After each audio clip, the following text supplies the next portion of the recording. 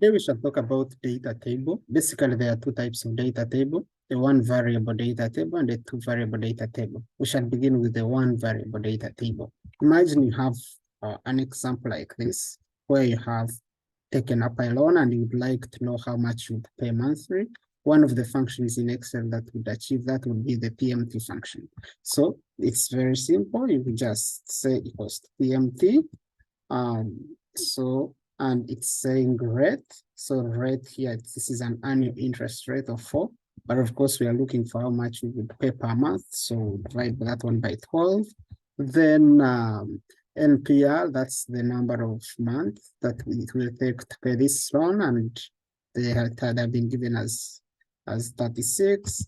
And the present value, the future value, and the type. Basically, the type is 0 or 1, depending on whether you pay at the beginning of the month or at the end of the month. They're optional. So, and then you close the brackets. So it's a negative if you want to, because Excel is assuming that this is money taken out of your account. If you want to make it a positive, you can put a negative in front of the PMT function, it becomes a negative. So this is not what we were looking for. We want to talk about the one variable data table. So let's first look at one variable data table. Imagine that you would like to see how much you would have to pay with varying interest rates.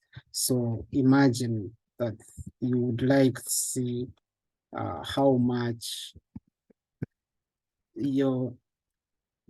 your loan will be with varying interest rates. Let me just see, and then something like that.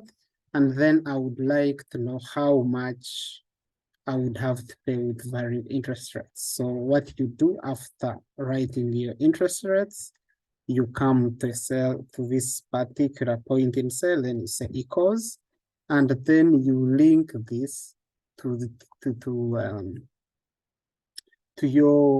your interest, because I would like to see how much my PMT would change with varying interest rates. So you say equals and you press into your cell of PMT and you can say enter.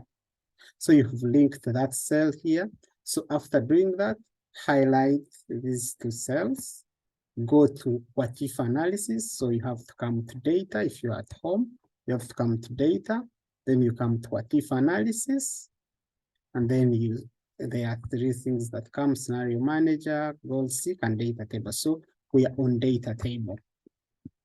So when you come on data table, there are two things: row input cell and column input cell. So row input cell is when, first of all, rows are this, is when you're changing variables are within the rows, and column input cell is when you're changing variables are in the column cell. Now, our changing column of interest is, a changing thing is interest rate, and it's their columns. So you come on columns, and then what is changing, you come, it's the interest rate. What you just come in columns and you click on interest rate. You link the interest rate to the column cell, then wow, and you say okay. And when you see okay, you see it has put up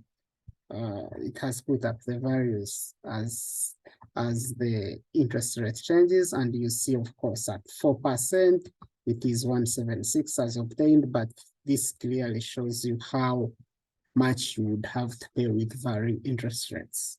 So that is one thing when you have one variable interest rate, as simple as that.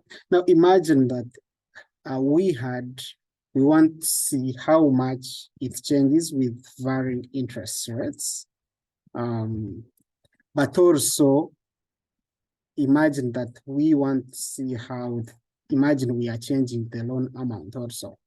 The loan amount, instead, let's say we want to see from maybe from 5,000 with maybe a gap of 10,000. So imagine we want to see how this, with varying interest rate, with varying amounts. You could, I'll just stop here, but of course you could put as many as you can. Still it's the same procedure. You say equals, then we want to see how much PMT would change. So you say equals and you link it to that cell, equals, and then you highlight your columns. You go to a TIFF analysis, data table. Now here, there are two things that are changing. There is the one in the row and one in the column. So if you click on rows, what is changing here is the loan amount. And then the column, what is changing is the interest rate. So as simple as that, after selecting this, you say, okay. And as you can see, it will highlight everything and show them to you. Yeah, so that is data table, one variable and two variables. Thanks, and thanks for watching.